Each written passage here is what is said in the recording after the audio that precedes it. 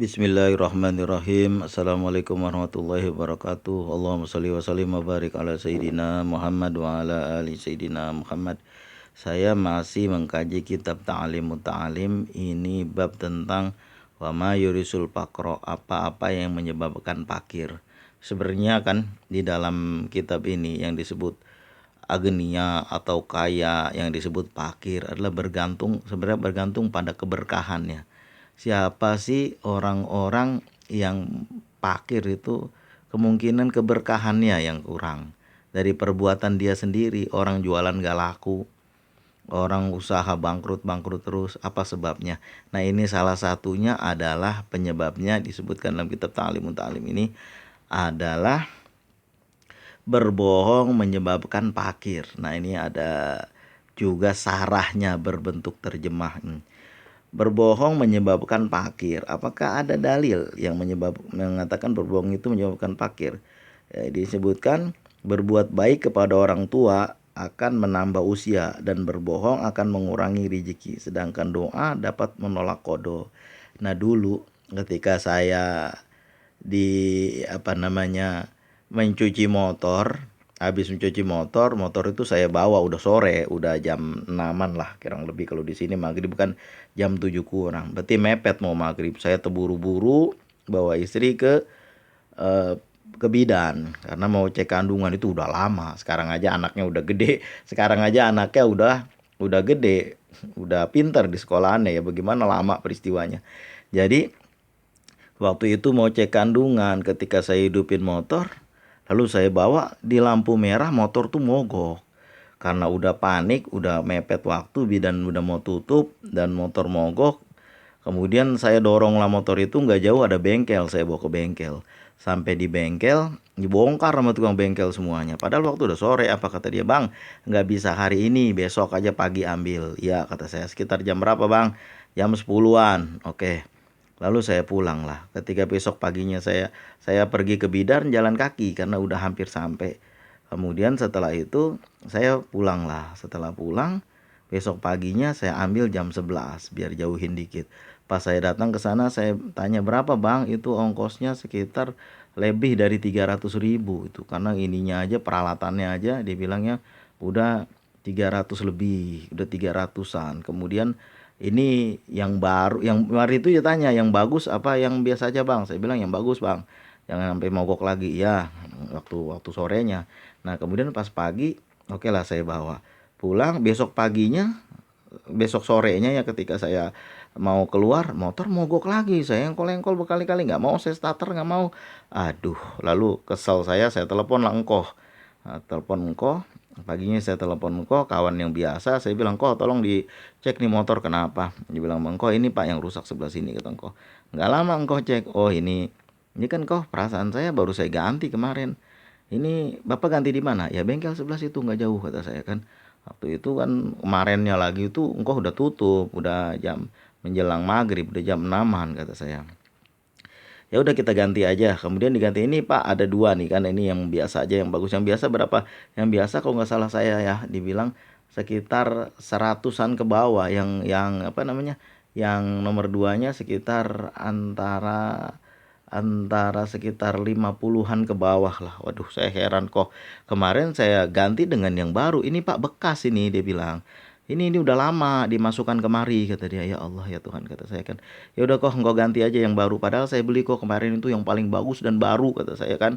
Jangan yang lama nanti mogok lagi. Dia ganti dengan yang bekas dan yang nomor duanya. Padahal saya bayar nomor satu, coba bayangin. Akhirnya diganti emang kok, alhamdulillah nggak mogok-mogok, sampai motor itu saya jual udah bertahun-tahun masih nggak kenapa-napa. Nah, inilah pedagang yang bohong. Makanya kan pedagang itu bangkrut karena itu sebabnya. Pernah saya naik motor ini di Jakarta. Saya naik motor dari jauh, habis pulang dari ATM, saya mampir ke tukang buah. Saya bilang, bang, buah jeruk, kata saya kan. Ya, diambil lah sama dia 2 kilo. Nah, diambil sama dia. Saya nggak turun lagi. Pas sampai rumah saya buka, itu udah 2 kilo jeruk, yang sehat cuma 3, yang lain busuk semua. Coba bayangin, nggak bisa kita makan. Terpaksa saya buang, masa kita kasih anak-anak yang busuk? Coba bayangin itu. Berbohong menyebabkan pakir, terutama tukang dagang ini. Kita baca amalan ayat apaan kek, dari dukun mana kek lu bawa, kalau lu nya tukang bohong susah. Kalau jualan bohong luar biasa susahnya itu.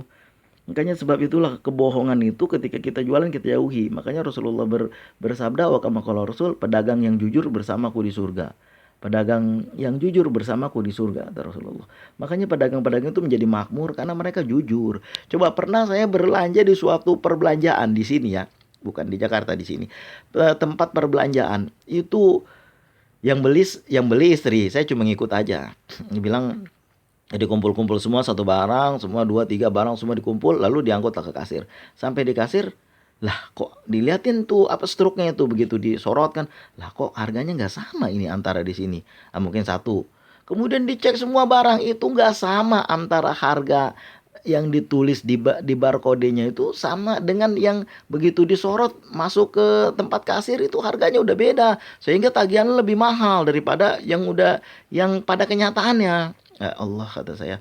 Akhirnya kalau istri saya nggak ngerti, dia kan ini nggak boleh nih kayak begini nih. Saya, kenapa Mi? Kata saya kan, ini harganya nggak sama antara di sini dengan antara di apa namanya ditulis di situnya itu. Kan ada tuh biasa tuh di barang-barang ada harganya, bandrolnya. Dengan yang udah di kasir nggak sama katanya. Oke lah, biarin aja, kata saya, sekali, 2 kali, 3 kali. Pernah kan, udah beberapa bulan kemudian saya belanja sendiri. Datanglah ibu-ibu, turun dari mobil, tampaknya ibu ini politikus. Orang Jakarta, kok tahu ya, karena pintar banget ngomongnya. Lalu dia belanja. Itu saya pas udah tahu di situ dan dia jadi ribut-ribut. Apa itu ributnya? Ibu itu marah. Karena apa? Karena ini perusahaan sebesar ini pun mau menipu, dia bilang kan. Ini harga nggak sama dengan harga yang ada di bandrol ini. Marahlah dia, yang dimarahin kasir. Ya saya pikir kasir mana tahu apa dia kan tinggal nyorot aja, dia nggak tahu apa-apa, dia kan di bawah tekanan bosnya. Coba bayangin. Kemudian ibu itu marah lah, dibilang lah sama kasir itu, ini Bu tintanya gini, waktu di print itu tintanya juga nggak kelihatan printannya itu, jadi harganya nggak sama dengan di kode dengan yang ada di apa namanya di barangnya dengan yang ada di kasir tuh nggak sama, lalu perintannya itu nggak nyata tintanya. Lalu ibu itu bilang, ini perusahaan sebesar ini nggak punya tinta, nggak sanggup beli tinta, apa perlu aku beliin, mana bos kalian, dia bilang kayak begitu kan. Ya saya pikir kenapa apa ini itu kasirnya yang dimarahin, kasir itu diem aja ya, karena saya pernah juga dicurangin sama dia, ya saya diem aja kan. Nah, kemudian beberapa tahun kemudian akhirnya perusahaan tuh perdagangan itu bangkrut, semua cabang-cabangnya ditutup. Mungkin karena masyarakat banyak yang kesel, doain yang buruk kali mah. Makanya kalau orang Betawi bilang itu, lo kalau bikin jahat mulu sama orang, 40 orang yang ngedoain lu makbul, lu bangkrut lu, dibilang. Bisa mati lu kesambar geledek. Nah, begitulah. Begitulah barangkali umpamanya. Nah, salah satunya adalah berbohong menyebabkan pakir. Ini ada banyak dalil kalau kita buka di apa namanya di sarahnya, ini sarah kitab Ta'limut Ta'lim yang di apa namanya ditulis oleh santri Salaf Press. Ini kita lihat di sini kan ada banyak dalil itu kan yang mengatakan bahwa berbohong itu menyebabkan kepakiran. Salah satunya kita berterjemah, amanah adalah penarik rezeki, sedangkan khianat penarik kepakiran. Diriwayatkan dari Al-Qadai dan dari Ali. Jadi disebutkan di sini, berbuat baik kepada orang tua akan menambah usia, dan berbohong akan dapat mengurangi rezeki, sedangkan doa dapat menolak qada dan selanjutnya. Nah, ini ada banyak dalil-dalil tentang masalah kebohongan. Karena begini, kebanyakan pedagang itu curang. Ada pedagang itu yang dia campur antara apa namanya ini, antara barang bagus dengan barang yang udah jelek, dicampur sama dia, hingga barang yang bagus itu jadi ikut bau. Nah, itu udah banyak banget yang kayak begitu saya temuin, terutama waktu yang saya lihat nih ya, di antara pengalaman saya jadi pedagang dan saya amati di beberapa tempat, bukan satu tempat aja, pedagang-pedagang yang curang itu nggak ada yang hidupnya makmur tuh, nggak ada yang hidup berkah, bangkrut semua rata-rata. Dulu di dekat saya, ketika saya tinggal di kota itu, ada suatu pedagang yang waktu itu kan saya belanja. Saya bilang begini, ini berapa beras? Itu beras kalau nggak salah seingat saya 260.000. Oke, 260.000 yang bagus. Nah, saya kasih uang 60.000. Nah, 200 ribunya itu saya ambil di motor. Tunggu sebentar, saya ambil di motor. Atau saya ambil di dompet saya. Karena yang ada di kantong depan itu cuma 60.000. Itu nih ambil 60.000 kata saya, sisanya bentar saya ambil. Itu barang nggak diturunin sama dia, dibiarkan aja sampai duitnya dikasih 200.000. Ah, kemudian ada laporan juga dari istri, ini kayaknya belanja di sini curang orangnya nih, dibilangnya karena kenapa? Dia bilang lah sama saya, ini karena ini jahe segini aja dibuat seperti ini harganya jadi tinggi sama dia dibuat. Nggak beda dengan di tempat lain kita beli. Kemudian ada laporan dari kedua orang lain dan beberapa bulan kemudian saya lihat warung itu udah tutup, toko itu nggak ada lagi, diganti dengan toko lain yang jualan mata dagangan lain, bangkrut. Coba ingin. Kemudian juga ada beberapa pedagang yang saya perhatikan itu rata-rata umumnya yang jualan dengan cara nipu, bangkrut rata-rata. Juga dulu ada kan dulu nih di apa nih, dulu zaman-zaman mungkin orang belum pada waktu itu belum pada banyak ya yang melek teknologi, baru satu dua aja barangkali ya. Itu ada orang jualan e-book namanya. Jadi e-book itu dijual sama dia kalau nggak salah harganya antara 80.000, kemudian bertahun-tahun naik sampai 120.000. Itu dia jualan luar biasa itu.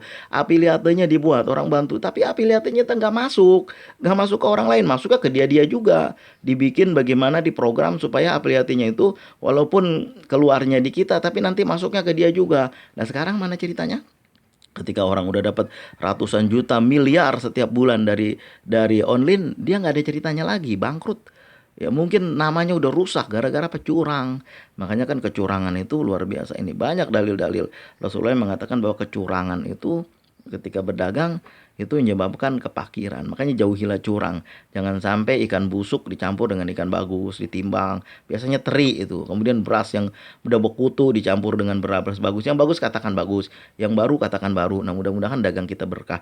Bukan hanya pedagang, orang kerja kantor kan begitu juga. Terutama bagian-bagian humas bagian luar nih kan. Dulu waktu saya pedagang itu banyak juga orang-orang kantor yang pada belanja, terutama belanja pelan, ember, untuk bersih-bersih kantor lah. Itu rata-rata itu minta bon kosong, lalu minta ada yang harganya di markup, ditinggiin. Itu saya nggak pernah mau, itu saya menolak itu. Kenapa? Karena nanti berkahnya nggak ada. Itu aja. Apalagi kita udah ngaji, disebutkan di dalam kitab Ta'limun Ta'lim ini bahwa kecurangan itu menyebabkan kepakiran. Semua kecurangan itu menyebabkan kepakiran. Dan kita tanya, dosa itu apa sih? Dosa itu kalau kita merasa kenyamanan kita terganggu. Apabila kita berbuat itu, kenyamanan kita terganggu. Coba aja. Nah, itulah dosa. Kita bikin ini harganya kita naikin nanti, tapi kalau ketahuan orang nanti, alah dia nggak tahu. Alah tanda tangan aja di sini, nanti kamu dapat. Kalau kita nggak mau tanda tangan itu ada banyak kawan saya cerita itu. Kalau saya nggak tanda tangan di sini, bang, dia bilang nanti saya yang ujung-ujungnya saya yang kena. Dia bilang gitu, maka saya tanda tangan dan saya dapat duit. Dia bilang kayak gitu. Nah, itu luar biasa kan. Ada suatu kawan saya di pulau seberang, dia itu pegawai pemerintah. Ketika dia diminta itu istrinya nggak kasih, jangan. Jangan ya, dia bilang, jangan mau. Pokoknya biar gimana pun gak usah. Dan alhamdulillah hidupnya makmur-makmur aja tuh, anak-anaknya pada pesantren, ibunya, istrinya pun udah beberapa tahun yang lalu saya dengar sudah diterima menjadi guru tetap yang ada gaji setiap tahun, setiap bulan dari pemerintah. Alhamdulillah hidupnya berkah. Nah, orang-orang yang curang luar biasa itu. Makanya mudah-mudahan kita tidak curang. Ada banyak pengalaman saya yang mengalami kecurangan dari pedagang. Mudah-mudahan kita termasuk dalam sabda Rasulullah, pedagang yang jujur bersamaku di surga. Terima kasih atas segala perhatian. Mohon maaf atas segala kekurangan. Ini kita apa namanya? Sebagai pedagang, sebagai pengusaha, kita sebagai walaupun pengusaha kecil nggak ada masalah tuh. Pengusaha kecil yang penting jujur, insya Allah ada berkahnya. Yang bagus kita katakan bagus, yang barang buruk kita katakan buruk. Terima kasih atas segala perhatian. Mohon maaf atas segala kekurangan. Sallallahu ala Muhammad, sallallahu ala Muhammad, sallallahu ala Muhammad. Allahumma sholli wa sallim wa barik ala sayyidina Muhammadin karimi abai wa ummahat. Assalamualaikum warahmatullahi wabarakatuh.